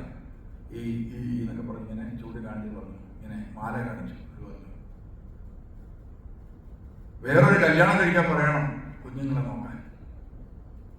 ഞാൻ പ്രാർത്ഥിച്ചുകൊണ്ടിരുന്നോളാം. അത് കേട്ടപ്പോൾ എനിക്ക് ആകെപ്പാടെ ദുഃഖമായി. ഒരു ഭാര്യയ്ക്ക് 32ാമത്തെ വയസ്സിൽ ഭർത്താവിനോട് ഇത് ബിഷപ്പ് ഉപദേശിക്കണം, എന്താണ് വേറെ കല്യാണം കഴിച്ച് കുഞ്ഞുങ്ങളെ നോക്കണം, ഇവളെ പ്രാർത്ഥിക്കാൻ വേണ്ടിയിട്ട്. ഞാൻ പതുക്കെ അവളോട് പറഞ്ഞു, ഇവളെ എഴുന്നേൽപ്പിക്കാൻ പറ്റും. അപ്പൊ ഇവിടെ കൊണ്ടുവന്നിരിക്കുന്നതിനാണ് പഴയ സ്ഥലങ്ങൾ കാണുമ്പോൾ മെമ്മറി കുറച്ചായിട്ട് പതുക്കെ തലയിലേക്ക് വരും. അതിനാണ് കൊണ്ടുവന്നത്. ഞാൻ പറഞ്ഞു, ഇവിടെ ആ ചാപ്പലിലേക്ക് കൊണ്ടിരുന്നത്, ചാപ്പലിൽ കൊണ്ടിരുത്തി. പണ്ട് കൂദാശയെ കുറിച്ച് പരിശുദ്ധാത്മാവ് എനിക്ക് നൽകിയ ഉൾക്കാഴ്ച അതെന്നെ മനസ്സിൽ ഇങ്ങനെ കിടപ്പുണ്ട്. ഞാൻ അവിടെ ചെന്നിട്ട് അവരോട് അനുവാദം ചോദിച്ചില്ല. ഞാൻ ഈ എണ്ണ എടുത്ത് മേശപ്പുറത്ത് വെച്ചു. എൻ്റെ ഈ അംശവസ്ത്രങ്ങൾ ഞാൻ എടുത്ത് ധരിച്ചു. ഇത് ഒരു ദിവസം ഞാൻ അങ്ങോട്ട് പോയപ്പോഴില്ലായിരുന്നു. ഈ ത്രോണോസിൽ നിന്ന് തിരിച്ചിറങ്ങിയപ്പോൾ ഈ കുപ്പായിട്ട് ഈ സ്ലീവായിട്ട് പിടിച്ചാണ് ഞാൻ ഇറങ്ങി വന്നത്. സഭയിലെ ജനങ്ങളെല്ലാം അംഗീകരിച്ചൊരു കാര്യമാണ്, നീ ഒരു ഇടയനാണ്. ദൈവം സഭ അംഗീകരിച്ച കാര്യമാണ്. സഭ അംഗീകാരം നൽകി ഒപ്പിട്ട് നീ ഒരു ഇടയനാണ്. ക്രിസ്തു എൻ്റെ മേൽ ഒരു അംഗീകാരം ഇട്ടിട്ടുണ്ട്, ഒരു ഒപ്പിട്ടിട്ടുണ്ട്, നീ ഒരു ബിഷപ്പാണ്. ഇനി ഞാനിടപെടുമ്പോൾ അതെ, ഞാൻ ദൈവത്തിൻ്റെ ഒരു റെപ്രസെൻറ്റേറ്റീവാണ്. ഞാൻ ദൈവത്തിൻ്റെ ഒരു റെപ്രസെൻറ്റേറ്റീവാണ്. എനിക്ക് ചെയ്യാൻ കഴിയുന്ന, ഒരു മനുഷ്യന് വേണ്ടി ചെയ്യാൻ കഴിയുന്ന മാക്സിമം കൂദാശയാണ്. പലതും ചെയ്യാൻ പറ്റും, മാക്സിമം ചെയ്യാൻ പറ്റുന്നത് കൂദാശയാണ്. ഞാൻ അവളെ ഇരുത്തിയിട്ട് പറഞ്ഞു, നിനക്ക് ഇവൾക്ക് വേണ്ടി ഞാനിപ്പോൾ ഭർത്താവിനോട് പറഞ്ഞു, ഞാനിപ്പോൾ കൂദാശ നടത്താം. അവര് നിൽക്കുക. ഞാൻ ഈ രോഗികളുടെ തൈലാഭിഷേക പ്രാർത്ഥനകളെല്ലാം പൂർത്തിയാക്കി അവളുടെ ശരീരത്തിൽ എണ്ണ പുരട്ടി ഞാൻ എൻ്റെ മുറിയിലേക്ക് പോയി. ഒരു പാനിക് അറ്റാക്ക് എനിക്ക് ഉണ്ടായെന്ന് എനിക്ക് തോന്നുന്നു. ഞാൻ അന്നേരം തന്നെ കിടന്ന് സത്യത്തിൽ ഉറങ്ങിപ്പോയി. മെൻ്റൽ സ്ട്രെസ് അപ്രമാദമുണ്ടായി. പിറ്റേ ദിവസം വെളുപ്പാങ്കാലത്തിന് 4 മണിയായപ്പോൾ കോള് വന്നു. ഭർത്താവാണ് വിളിക്കുന്നത്.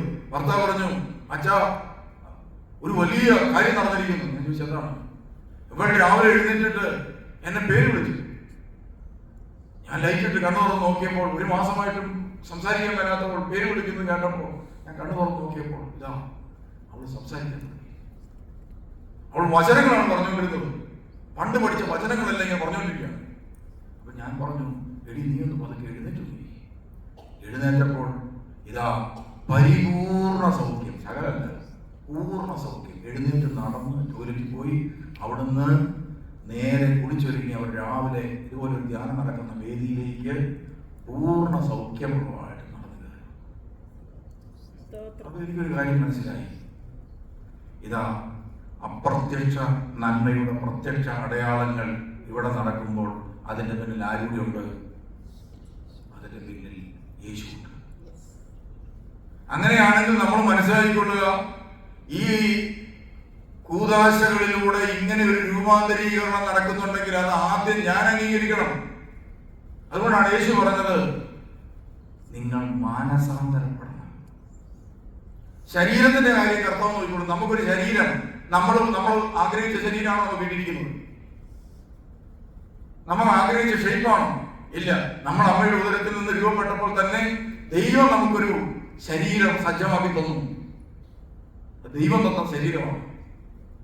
ഇനി നമ്മളോട് അനുവാദം ചോദിച്ചിട്ടാണോ ഈ ശരീരം കർത്താവ് എടുത്തുകൊണ്ട് പോകാൻ പോകുന്നത്? ഇല്ല. ഇതുണ്ടായി കുറച്ചാൾ കഴിയുമ്പോൾ ക്രമേണ എന്ത് ചെയ്യും? ഇത് നശിക്കാൻ തുടങ്ങും. ആ നശിക്കാൻ തുടങ്ങുന്നതിന്റെ ലക്ഷണമാണ് എന്ത്?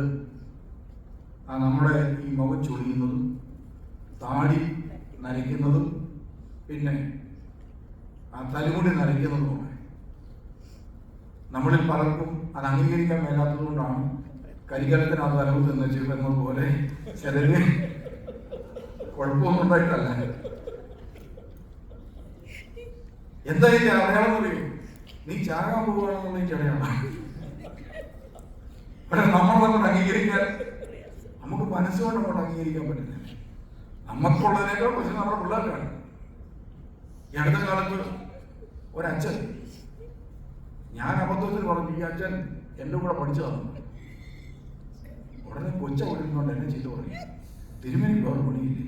കാരണം എന്നെ കണ്ടാൽ 70 വയസ്സ് തോന്നും, അച്ഛനെ കണ്ടാൽ 35 വയസ്സ് തോന്നും. അമ്മായിക്കും ഇഷ്ടപ്പെട്ടില്ല, ആ കൊച്ചമ്മയ്ക്കും ഇഷ്ടപ്പെട്ടില്ല. ഞങ്ങൾ അമ്മായി എന്നാ പറയുന്നത്. കൊച്ചമ്മയ്ക്കും ഇഷ്ടപ്പെട്ടില്ല. കൊച്ചമ്മ പിന്നെ കണ്ട പറഞ്ഞു, കൂടെ പഠിച്ച കാര്യം മാത്രം പറയാതിരിക്കാൻ നല്ലതെന്ന്. അപ്പൊ നമുക്കാർക്കും പ്രായമാകുന്നത് സത്യത്തിൽ നമുക്കാർക്കും ഇഷ്ടമില്ല. സത്യത്തിൽ നമ്മളൊക്കെ തീരാൻ പോകുന്നതിന്റെ അടയാളമില്ല. ശരീരം ക്രമേണ നശിക്കുകയാണ്. അത് നശിച്ചങ്ങ് പൊക്കോളും, പേടിക്കാനൊന്നുമില്ല. അത് കറക്റ്റായിട്ട് പൊക്കോളും. ശവപ്പെട്ടിയും കൂടെ കിട്ടിയാൽ മതി, വഴുതാനും പാറ്റായും കൊണ്ട് അടിച്ചുകൊണ്ട് പൊക്കോളും. നല്ല ഡിമാൻഡാണ് ഈ മേഖലയിൽ നമ്മുടെ ശരീരത്തിന്. നമ്മുടെ ആത്മാവ് ദൈവം തന്നതാണ്. ഒറ്റ നിമിഷം ആരോടും അനുവാദം ചോദിക്കാതെ കർത്താവ് പറയാണ്, ഇപ്പോ സൂസമ്മയെ വിളിച്ചോന്ന് പറഞ്ഞ്, സൂസമ്മ ഉണ്ടോ അവിടെ? ദൈവം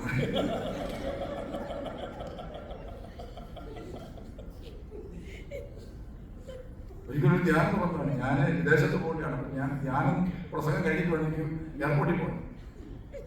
ഞാൻ ഇതുപോലൊരു പ്രസംഗം നടത്തിയത് മരണത്തെക്കുറിച്ച്. ഞാൻ പറഞ്ഞു, ധ്യാനത്തിന് വരുമ്പോൾ കുറച്ച് പ്രവചനങ്ങളൊക്കെ നടത്തിയിട്ട് പോകണമെന്ന് എനിക്ക് ആഗ്രഹമുണ്ട്. ഒരു പ്രവചനം ഞാൻ നിങ്ങളെ കുറിച്ച് നടത്തുകയാണ്. നിങ്ങളെല്ലാം ചത്തുപോകുന്നു. ഞാനിങ്ങോട്ട് പോകുന്ന എയർപോർട്ടിൽ എത്തി കഴിയുമ്പോൾ എനിക്ക് ഫോൺ, ഒരമ്മച്ചിക്ക് ഹാർട്ട് അറ്റാക്ക് വന്നു പുഷ്പഗിരി. അപ്പൊ ഞാൻ എയർപോർട്ടിൽ 3 മണിക്കൂർ ഇരിക്കണമെന്ന് ഞാൻ ഫോൺ വിളിച്ചിട്ട് ഈ അമ്മച്ചിയോട് ചോദിച്ചു, അമ്മച്ചി എന്നാ പറ്റിയത്? എന്നാലും തിരുമേനി മുഖത്ത് നോക്കി ഇങ്ങനെയൊക്കെ പറയാമോ?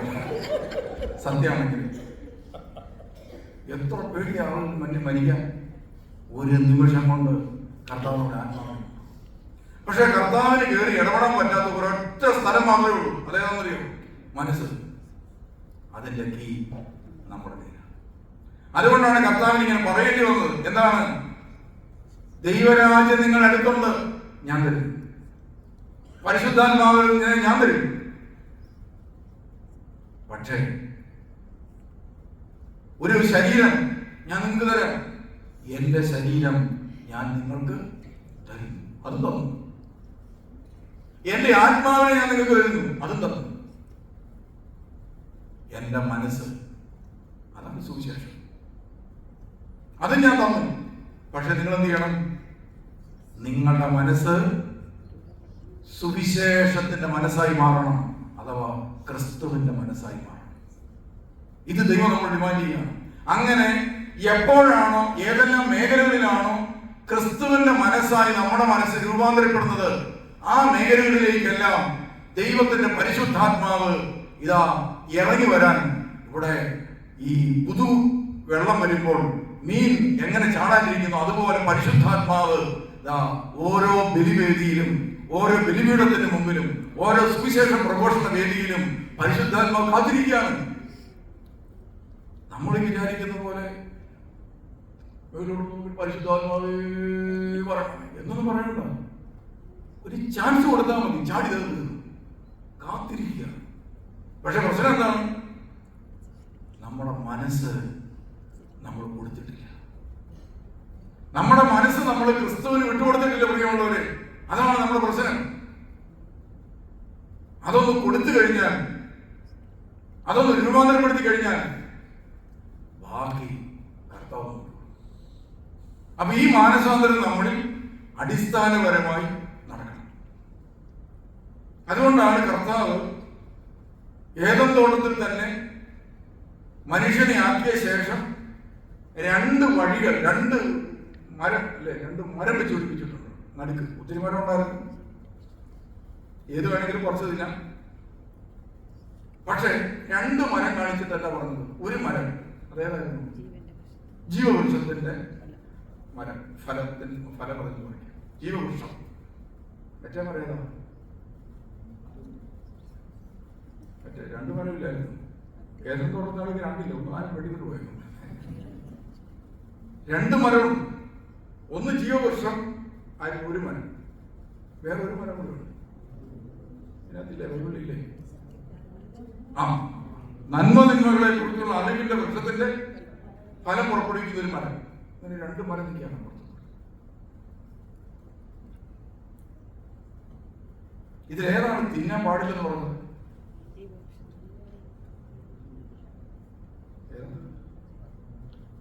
കുഴഞ്ഞല്ലോ, എന്റെ എല്ലാ പ്രതീക്ഷയും തെറ്റിപ്പോയി.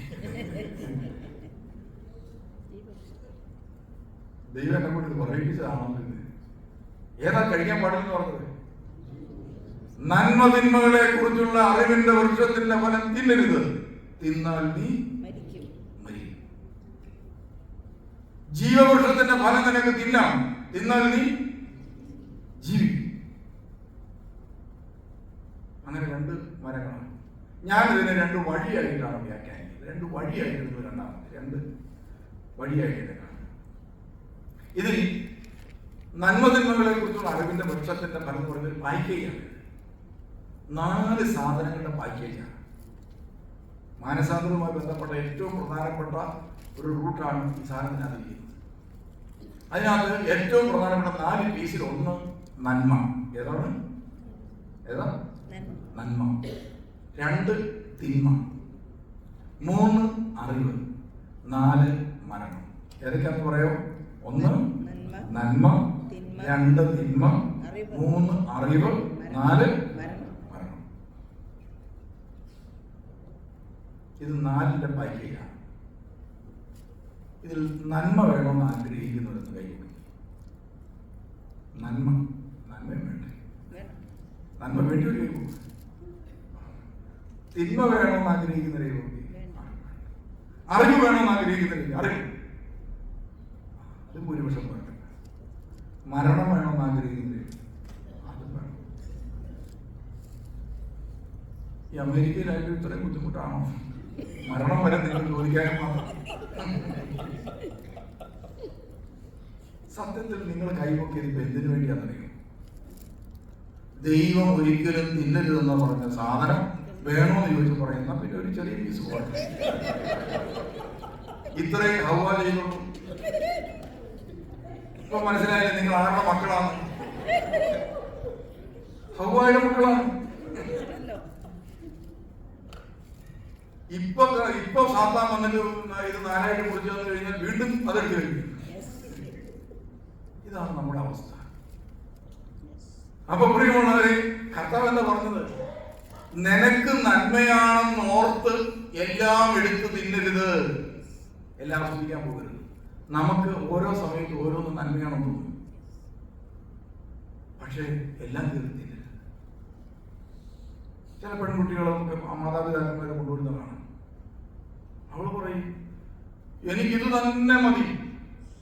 ഈ ചെറുക്കനെ കണ്ടപ്പോൾ എനിക്ക് മനസ്സിലായി ഇതാണ് എന്റെ ജീവിത പങ്കാളി. എനിക്കത് ഉറപ്പായി. മാതാപിതാക്കന്മാർ ഇത് ചേരുകയല്ല, ഇത് കുടുംബവും ചേരുകയല്ല, ഇവന്റെ സ്വഭാവം ചേരുകയല്ല, ഇവനെ കുഴപ്പക്കാരനാണ്. ഇല്ല, അച്ഛൻ പറഞ്ഞടി നമുക്ക് ചേരുകയില്ല കേട്ടോ. ഇല്ല, ഞാനിതിൽ നിന്ന് മാറുന്ന പ്രശ്നം ചിന്തിക്കുന്നില്ല. എന്താ പെൺകുട്ടിക്ക് തോന്നുന്നത്? അവൾക്കത് നന്മയാണെന്ന് തോന്നുന്നു. അത് കഴിഞ്ഞിട്ട് എന്നാ പിന്നെ അങ്ങനെ ആട്ടെ, അവൾക്ക് നന്മയാണെന്ന് തോന്നിയെങ്കിൽ പിന്നെ അത് നടത്തിയേക്കാന്ന് ഓർത്ത് കല്യാണം നടന്നു. നമ്മൾ പണ്ട് ഇന്ത്യയിൽ നിന്ന് ഈ റോക്കറ്റ് വിടുന്ന പോലെ ബഹിരാകാശത്തേക്ക് അങ്ങോട്ട് പോകുന്നതിനേക്കാൾ വേഗം താഴോട്ട് പോയി. സ്കൈലാബ് എന്നൊക്കെ പറഞ്ഞ സാധനമുണ്ട്. മേലോട്ട് പോകുന്ന കാണാം, പോകുന്നതിനേക്കാൾ സ്പീഡിൽ താഴോട്ട് പോകും. ഇപ്പം അങ്ങനെയല്ല, ഇപ്പം വളരെ മാറ്റമായി. അങ്ങോട്ട് പോയാൽ അങ്ങോട്ട് തന്നെ പോകും. പണ്ട് റോക്കറ്റൊക്കെ ആയിരുന്നു, താഴോട്ട് പോയി എന്ന് പറഞ്ഞ പോലെയാണ് നമ്മൾ ഇവിടുന്ന് അമേരിക്കയിൽ നിന്ന് ഓസ്ട്രേലിയയിലേക്ക് കെട്ടിച്ചുവിട്ടു. അവിടെ ചെന്ന് ഫ്ലൈറ്റ് ഇറങ്ങുന്നതിന് മുമ്പ് തന്നെ തിരിച്ച് നേരെ ഇവിടെ വന്ന് ലാൻഡ് ചെയ്യും. അന്നേരം നിനക്ക് എന്നാ പറ്റി? എനിക്കൊരു കാര്യം മനസ്സിലായി, എനിക്കിത് അത്ര നല്ലതാണെന്ന് തോന്നുന്നില്ല. അപ്പൊ ഒരു സമയത്ത് നല്ലതാണെന്ന് തോന്നി, അടുത്ത സമയത്ത് എനിക്ക് തിന്മയാണെന്ന് തോന്നി. ചില കാര്യങ്ങൾ നിനക്ക് തിന്മയാണെന്ന് ഓർത്ത് വിട്ട് കളയരുത്. ഞായറാഴ്ച രാവിലെ 2-2.5 മണിക്കൂർ നേരം, എല്ലാ ദിവസവും ഈ ഒരു സംഭവം തന്നെയല്ലേ. കർത്താവ് അപ്പം എടുത്തു, ആശീർവദിച്ചു, മുറിച്ചു, നൽകി. എന്നാ പിന്നെ ഒരു പ്രാവശ്യം നൽകിയാൽ പോലെ നമ്മുടെ പിള്ളേരെ ചിന്തിക്കുന്ന. അതുകൊണ്ട് ഈ വെറുതെ സമയം പാഴാക്കുന്ന ഈ പരിപാടി വേണ്ട, നമുക്ക് തിന്മയായിട്ടാ തോന്നുന്നു എന്നോർത്ത് നീ എല്ലാം കളയരുത്. അറിവാണെന്നോർത്ത് എല്ലാത്തിൻ്റെ പിന്നാലെ പോകരുത്. പ്രിയമുള്ളവരെ, അറിവ് ആരെയും രക്ഷിക്കുകയല്ല. ഉദാഹരണത്തിന് നമുക്ക് എന്തെല്ലാം അറിവുണ്ട്. ഉദാഹരണത്തിന് ഒരു മദ്യക്കുപ്പിയുടെ പുറത്തേക്ക് വെച്ചിരിക്കുന്നതാണ് മദ്യം ആരോഗ്യത്തിന് ഹാനികരം. കള്ളു കുടിക്കാനായിട്ട് മദ്യക്കുപ്പി എടുത്ത് ആരെങ്കിലും മാനസാന്തരപ്പെട്ടിട്ടുണ്ടോ? ഇത് വായിച്ചു നോക്കിയിട്ട് ഒരു ഹാനികരമാണെന്ന് കഴിക്കാൻ പറ്റില്ല. സിഗരറ്റ് വലിച്ചാൽ ഇത് ആരോഗ്യത്തിന് ഹാനികരം, ക്യാൻസർ ഉണ്ടാവും എന്ന് അതേ എഴുതി വെച്ചിരിക്കുക. ഒരു അറിവാണ്, നമുക്ക് ഒരു ഇൻഫർമേഷൻ നൽകുകയാണ്. എന്നിട്ട് ആരെങ്കിലും ഇത് വായിച്ചിട്ട് മാനസാന്തരപ്പെട്ടിട്ടുണ്ടോ? ഇല്ല. എന്തുകൊണ്ട്? അറിവ് ആരെയും നന്നാക്കുകയില്ല. പരിശുദ്ധാത്മാവിന് മാത്രമേ ഒരു മനുഷ്യനെ രൂപാന്തരപ്പെടുത്താൻ സാധിക്കത്തുള്ളൂ. ആര് സഹകരിക്കണം? ഞാൻ സഹകരിക്കണം. നീ മരിക്കും. മരിക്കും എന്ന് പറഞ്ഞതിന്റെ അർത്ഥം എന്താണെന്നറിയോ? ദൈവവുമായിട്ടുള്ള സകല ബന്ധങ്ങളും തകരുമെന്നാണ് മരണം എന്ന് പറഞ്ഞ അർത്ഥം ബൈബിളിൽ. ഇതാണ് നന്മതിന്മകളെ കുറിച്ച്. അതുകൊണ്ട് പറഞ്ഞു, നിന്റെ തോന്നിയ പോലെ നീ ജീവിക്കരുത്. നിനക്ക് ഇഷ്ടമുള്ള പ്രാർത്ഥിക്കുന്നുണ്ട്, ദൈവത്തെ വിളിച്ചപേക്ഷിക്കുന്നുണ്ട്, നോമ്പെടുക്കുന്നുണ്ട്, ഉപവസിക്കുന്നുണ്ട്. പക്ഷേ ഞാൻ ജീവിക്കുന്നതോ എന്റെ ഇഷ്ടത്തിന്. എനിക്ക് നല്ലതെന്ന് തോന്നുന്നത് ഞാൻ ജീവിക്കും. ഇനി അത് മാത്രമല്ല, എനിക്ക് തോന്നിയത് എന്ത് ചെയ്യണം? നീ അംഗീകരിച്ചോണം. അതല്ലേ നമ്മുടെ ഈ പള്ളികളിലെ പ്രശ്നത്തിന് കാരണം എന്താണ്? പൊതുയോഗം എന്നൊക്കെ പറഞ്ഞു കഴിഞ്ഞാൽ പ്രിയമുള്ളവരെ, ഈ നമ്മുടെ ബിഷപ്പുമാരിലും അച്ഛന്മാരിലും ഭൂരിപക്ഷം പേരും അകാല മരണം വരികയാണ്. മര്യാദയ്ക്ക് ഒരു അസുഖം ഇല്ലാതെ മരിക്കുന്ന ആരെങ്കിലും ഉണ്ട്? എല്ലാത്തിനും ഷുഗർ, പ്രഷർ, കൊളസ്ട്രോൾ. എന്താന്ന് പറയും? ഈ പള്ളിയിൽ നിന്ന് തരുന്ന മെന്റൽ പ്രഷർ കൊണ്ടാണ് ഞങ്ങൾ രോഗികളാണ്. ഇത് റിയാലിറ്റിയാണ്. ഞാൻ നല്ല പയർ പോലെ നടന്നിട്ടുണ്ടാണ്. എനിക്ക് UK ഒരു ദിവസം ഒരു ചാർജ് കിട്ടി. എനിക്ക് വളരെ സന്തോഷമായി. യൂറോപ്പിലോ അല്ലെങ്കിൽ UK ചാർജ് കിട്ടും നല്ലതാണോ തുറന്നുകൊണ്ട് ഞാൻ ഫ്ലൈറ്റ് കയറി അവിടെ ചെന്നത്. 3 വർഷമേ അവിടെ നിന്നുള്ളൂ. 3 വർഷത്തിനിടയിൽ ഒരു ബിഷപ്പിനോട് എല്ലാ ക്വാളിഫിക്കേഷനും ഉണ്ടായി. ഷുഗർ, പ്രഷർ, കൊളസ്ട്രോൾ, ലിവർ, ഇത്രയും രോഗങ്ങൾ ഈ 3 വർഷ കാലയളവിലുണ്ടായി. ഞാൻ കഴിഞ്ഞ് ഡോക്ടറെ കണ്ട പറഞ്ഞു, മെന്റൽ സ്ട്രെസ് കൊണ്ടും ഇങ്ങനെയൊക്കെ സംഭവിക്കാം. പിന്നെ ഞാനിതിനെ കുറിച്ച് വായിച്ചപ്പോൾ എനിക്ക് മനസ്സിലായി, അകാലത്തിൽ നമ്മുടെ ഞാനത് പരിശോധിച്ച് നോക്കി. സഭയിലെ പല പിതാക്കന്മാരുടെ ജീവിതം അകാലത്തിൽ അവർ മരിക്കുകയായിരുന്നു. മരിച്ചവരുടെ ഒക്കെ ജീവിതം എടുത്ത് പരിശോധിച്ച് നോക്കിയപ്പോൾ മനസ്സിലായത്, അവർക്ക് സഭയിലെ ജനങ്ങൾ കൊടുത്തിട്ടുള്ള, എല്ലാവരും തന്നെ ഞാൻ പറയുന്നു, ചില ആളുകൾ ഒരു രസത്തിന് കൊടുക്കുന്ന മാനസിക സ്ട്രെസ് അതങ്ങോട്ട് താങ്ങാൻ പറ്റാതെ അവര് മരിച്ചു പോകും. അപ്പൊ നമ്മൾ ഓർക്കണം, നമ്മുടെ വിശ്വാസ സമൂഹമാണ്. വിശ്വാസിയുടെ ശരീരവും രാഷ്ട്രീയക്കാരുടെ മനസ്സും. എനിക്ക് നമ്മുടെ അമേരിക്കയില് ഞാൻ അധികം വന്നിട്ടില്ല. അമേരിക്ക ഞാൻ വന്നിടത്തോളം എനിക്ക് മനസ്സിലാക്കുന്നത് നല്ല മനുഷ്യരാണ് മൊത്തം. ഇവിടെ വന്ന് ഇന്നലെ ഇന്നുമായിട്ട് 2 ദിവസം ഇവിടെ കഴിഞ്ഞപ്പോൾ എനിക്ക് മനസ്സിലായി, നിങ്ങളെല്ലാം വളരെ നല്ല മനുഷ്യരാണ്. പക്ഷെ ഇങ്ങനത്തെ കുറെ മനുഷ്യർ നാട്ടിലുണ്ടെന്ന് എനിക്കറിയാം. നാട്ടിലെ ചില പള്ളികളിൽ ഇങ്ങനത്തെ ഒരു പ്രശ്നമുണ്ട്. ഇവിടെ എങ്ങനെയാണെന്ന് എനിക്ക് അറിഞ്ഞുകൂടാ. ഇനി നിങ്ങൾ ഫോൺ വിളിച്ചിട്ട് അങ്ങോട്ട് പറയണം, ഇതുപോലൊരു ബിഷപ്പ് ഇവിടെ വന്ന് പറഞ്ഞിട്ടുണ്ട്, ബിഷപ്പുമാരെ തട്ടുന്നതെല്ലാം വിശ്വാസിയാണ്. അപ്പൊ നമ്മളോർക്കണം നമ്മുടെ മനസ്സെന്താണ്. ആ മനസ്സ് രൂപാന്തരപ്പെട്ട് യേശുവിന്റെ മനസ്സായി. യേശുവിന്റെ മനസ്സാണെങ്കിലും നമ്മൾ പൊതുയോഗത്തിലിരിക്കുകയാണ് യേശുവിന്റെ മനസ്സുമായിട്ട്. അപ്പോഴാണ് നമുക്ക് ഇഷ്ടപ്പെടാത്ത കുറെ കാര്യങ്ങൾ ഓരോരുത്തർ ചെയ്യുന്നത്. നമ്മളെ കുറിച്ച് കയറ്റാൻ വരികയാണ്. നമ്മൾ ചാടിയങ്ങോട്ട് എഴുന്നേക്കും. അപ്പോഴാണ് ഓർക്കുന്നത് യേശുവാണെങ്കിൽ എഴുന്നേക്കാം. അവസാനം നമ്മളെന്ത് പറയും?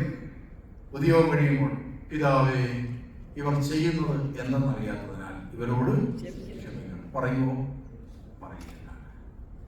അപ്പൊ നമ്മൾ ഈ ദേവാലയങ്ങൾക്കുള്ളിൽ എന്താണ് ഇരിക്കുന്നത്? ക്രിസ്ത്യാനികളിലെ ട്രാൻസ്ജെൻഡേഴ്സ്. ശരീരമൊന്നും മനസ്സ് മറ്റും.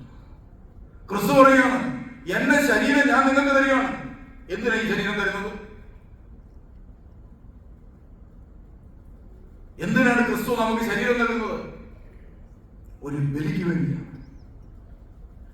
പിതാവായ ദൈവം പുത്രനായ യേശുവിന് എന്തിനാണ് ഒരു മനുഷ്യാവതാരം കൊടുത്തത്? ഒരു ശരീരം കൊടുത്തത് എന്തിനാണ്? ഈ ഭൂമിയിൽ ഒരു ബലിക്ക് വേണ്ടിയാണ്.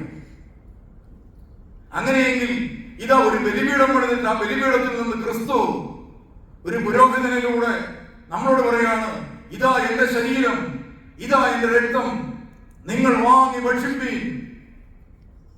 നിങ്ങൾക്ക് വേണ്ടിയും അനേകർക്ക് വേണ്ടി മുറിക്കപ്പെടുന്ന ശരീരമാണിത്. ഒരിക്കലെങ്കിലും നമ്മളിത് ഭക്ഷിച്ച ശേഷം തിരിച്ചു പറയണ്ടേ, ഇതാ എന്റെ ശരീരം ഞാൻ നിനക്ക് തരുന്നു, ക്രിസ്തുവിന് തരുന്നു. നിനക്ക് വേണ്ടി മുറിക്കപ്പെടാൻ വിട്ടുതന്നിരിക്കുന്ന ശരീരമാണ് ഈ ശരീരം. അതുകൊണ്ട് ഈ ദേവാലയത്തിൽ, ഈ ബലിപീഠത്തിൽ, എന്റെ കുടുംബത്തിൽ ഇതാ ഈ മനുഷ്യർക്ക് വേണ്ടി ഞാൻ അപ്പമായി മുറിയപ്പെടട്ടെ. ഇതാണ് സത്യത്തിൽ പ്രിയമുള്ളവരെ ക്രൈസ്തവ ജീവിതം എന്ന് പറയുന്നത്. ഈ മാറ്റമാണ് നമ്മൾ നടക്കേണ്ടത്. അതുകൊണ്ട് മുറിക്കപ്പെടാനായിട്ട് ബലിപീഠത്തിലേക്ക് വരുന്നവന്റെ അടുക്കലേക്ക് വരണമെങ്കിൽ മുറിക്കപ്പെടാൻ മനസ്സുള്ളവന് മാത്രമേ വരാൻ പറ്റത്തുള്ളൂ. അതുകൊണ്ടല്ലേ ഇന്ന് ക്രൈസ്തവർക്ക് വിശുദ്ധ കുർബാന അനുഭവവേദ്യമല്ലാതായി മാറുന്നത്. മുറിക്കപ്പെടാൻ മനസ്സുള്ള ഒരു വ്യക്തിക്ക് മാത്രമേ മുറിയപ്പെട്ട് നമ്മുടെ അടുക്കൽ വരുന്നവനെ മനസ്സിലാക്കാൻ പറ്റത്തുള്ളൂ. അതുകൊണ്ട് നമ്മുടെ ജീവിതം മുറിക്കപ്പെടാൻ വേണ്ടിയുള്ള അപ്പമാണ്,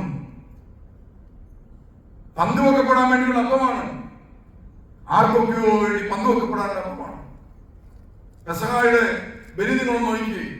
യേശു പെസഹായി അത്താഴത്തിന് ശേഷം പാത്രത്തിലേക്ക് നോക്കിയപ്പോൾ കുറെ അപ്പങ്ങൾ നിരന്നിരിക്കുക. യേശു അതിൽ ഒരപ്പം എടുത്തു. എല്ലാ അപ്പത്തിനും ആഗ്രഹമുണ്ട്, എന്നെ പിടിച്ചിരുന്നെങ്കിൽ, എന്നെ എടുത്തിരുന്നെങ്കിൽ, എന്നെ കർത്താവ് എടുത്ത് ഉപയോഗിച്ചിരുന്നെങ്കിൽ. എടുത്തു, ഒരപ്പം എടുത്തു. ജീവിതത്തോട് ചേർത്ത് പിടിച്ചുകൊണ്ട് ഇത് എന്റെ ശരീരം. ഈ സ്വാതന്ത്ര്യം എന്നിലും നിങ്ങളിലും യേശുവിനുണ്ടാകണം. ക്രിസ്തുവിന് ചേർത്ത് പിടിച്ചിട്ട് പറയാൻ പറ്റണം, ഇതേ മൈ ബോഡി. ഈ സ്വാതന്ത്ര്യം ഒരു ക്രിസ്ത്യാനിയിൽ, ഒരു ക്രൈസ്തവനിൽ ക്രിസ്തുവിനുണ്ടെങ്കിൽ അവനെ ഉപയോഗിച്ച് ക്രിസ്തുവിന് എന്തെല്ലാം ചെയ്യാൻ പറ്റും. ഞാൻ ഈ സെമിനാരിൽ പഠിച്ചുകൊണ്ടിരിക്കുന്ന കാലത്ത് ഞാൻ എപ്പോഴും തിരിഞ്ഞിരിക്കുന്ന ഒരാളാണ്. എന്ത് നോർമലായ കാര്യം ചിന്തിച്ചാലും ഐസറ്റിനോട്ടുള്ള കാര്യം പറഞ്ഞ പോലെയാണ് തിരിച്ചേ ഞാൻ ചിന്തിക്കുന്നു. അപ്പോൾ പ്രത്യേകമായിട്ട് ക്ലാസ്സിൽ ഫിനാൻസിനെ പഠിപ്പിക്കുകയാണ്. നമ്മുടെ വിശുദ്ധ കുർബാന വിശ്വാസികൾക്ക് മാത്രമേ അനുഭവിക്കാൻ പറ്റുള്ളൂ. അത് വിശ്വാസ പ്രമാണത്തിൽ നമ്മൾ നിൽക്കുന്ന, അതിപ്പോൾ പിന്നെ സഭയുടെ കാര്യങ്ങൾ, ഇന്ന സഭകൾക്ക് കൂട്ടായ്മയുണ്ട്, കൂതാശൈക്യമുണ്ട്, ഇതൊക്കെ പഠിപ്പിച്ചുകൊണ്ടിരിക്കുകയാണ്. ഞാൻ വളരെ അസ്വസ്ഥനായിട്ടിരിക്കുകയാണ്. യേശുവിന്റെ ശരീരം മാമോദീസ മുങ്ങിയ ക്രിസ്ത്യാനികൾക്ക് മാത്രമേ അനുഭവിക്കാൻ പറ്റുള്ളൂ.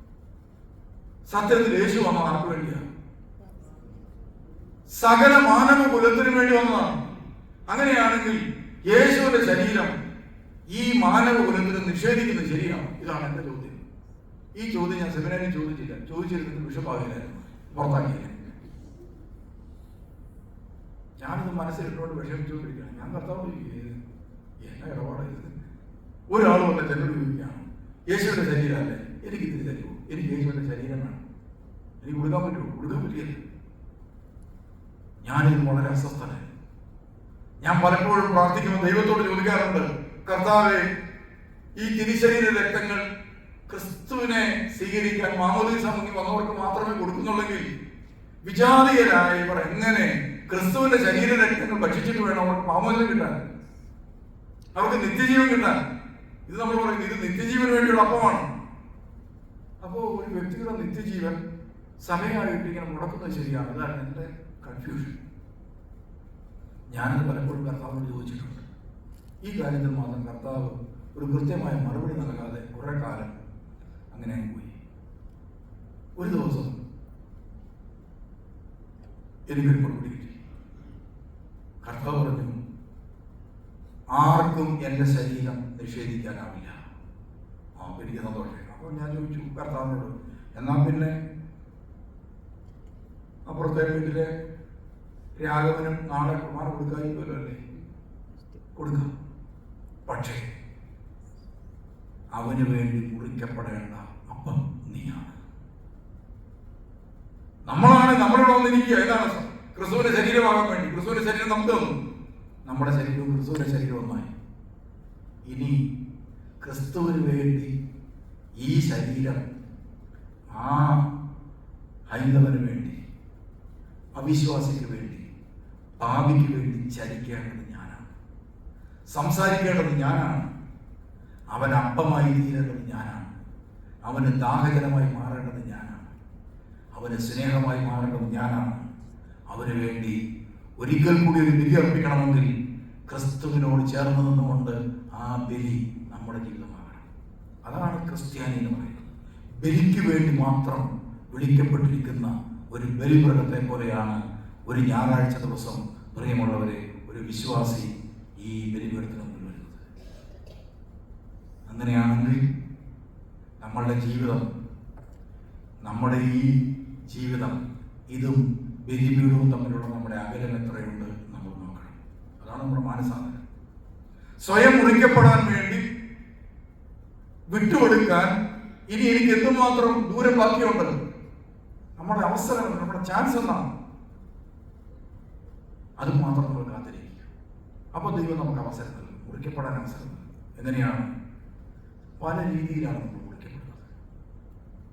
ചിലപ്പോൾ വിശക്കുന്നവന്റെ മുമ്പിൽ നമ്മുടെ ആഹാരം എടുത്ത് കൊടുക്കില്ല. ഞാൻ ഈ ഡാൻസ് വന്നപ്പോൾ എന്നെ ഏറ്റവും കൂടുതൽ സന്തോഷിപ്പിച്ചൊരു ഒരു ഒരു സംസാരം ഉണ്ടായി. ഞാൻ വീട്ടിൽ താമസിക്കുകയാണ്. അപ്പോൾ അവിടെ ഒരു പുള്ളിക്കാരൻ, പിള്ളേർ രാവിലെ എഴുന്നേറ്റ് ബ്രേക്ക്ഫാസ്റ്റ് ഒക്കെ കഴിക്കാനായിട്ട് പതുക്കെയാണ് വരുന്നത്. ഇവിടുത്തെ പിള്ളേരൊക്കെ ലേറ്റായിട്ടാണ് എഴുന്നേറ്റ്. അപ്പോൾ ഞാൻ ബ്രേക്ക്ഫാസ്റ്റ് ഒക്കെ കഴിച്ചിട്ടിരിക്കുകയാണ്. അപ്പോൾ ഞാൻ ചോദിച്ചു, പിള്ളേർ കഴിച്ചില്ല? അപ്പോൾ അവിടുത്തെ ആ പുള്ളിക്കാരത്തി എന്നോട് പറഞ്ഞു, എൻ്റെ മോന് ബ്രേക്ക്ഫാസ്റ്റ് കഴിക്കണമെങ്കിൽ ഇവനൊരു കൂട്ടുകാരനുണ്ട്, മെക്സിക്കോക്കാരനാണ്. ഇവനിവിടെ അടുത്തെങ്ങാണ്ട് ഒരു ചെറിയ സ്ഥലത്തെങ്ങാണ്ട് താമസിക്കുന്നത്. ഈ ഇവൻ രാവിലെ വന്ന് ഭക്ഷണമൊക്കെ എടുത്ത് ആദ്യം അടുക്കളയിലെല്ലാം ഒന്ന് നോക്കി എന്നാ ഭക്ഷണം ഉണ്ടെന്ന് നോക്കിയിട്ട് ഇവൻ ഫോൺ എടുത്തിട്ട് മെക്സിക്കോക്കാരനെ വിളിക്കും, എടാ ബ്രേക്ക്ഫാസ്റ്റ് കഴിച്ചു? അവൻ പറയില്ല, എൻ്റെ വീട്ടിൽ ഇന്നലൊക്കെ ഭക്ഷണം അനക്ക് വേണമെന്ന് പറയുകയാണെങ്കിൽ ഇത് പൊതിഞ്ഞു കെട്ടി അവൻ കാറെടുത്ത് അവൻ്റെ വീട്ടിൽ പോയി അവർ വിളിച്ചിരുന്ന് അവർക്ക് ഭക്ഷണം കഴിക്കും.